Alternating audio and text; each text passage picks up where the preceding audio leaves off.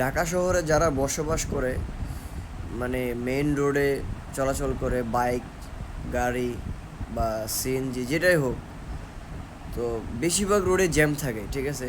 বেশিরভাগ রোডে ঢাকা শহরে জ্যাম থাকে। এই জ্যাম ছাইরা যখন ফ্লাইওভারে উঠে, ঠিক আছে, তখন কি যে একটা শান্তি কাজ করে মনে। এই শান্তি আসলে মানে বইলা বোঝানোর মতো না। মানে একটা গার্লফ্রেন্ড যদি কিস করে, তার থেকে বেশি শান্তি যখন জ্যাম ঠেলা ফ্লাইওভারে উঠে। ফ্লাইওভার একদম ক্লিন, ঠিক আছে, জ্যাম থাকে না।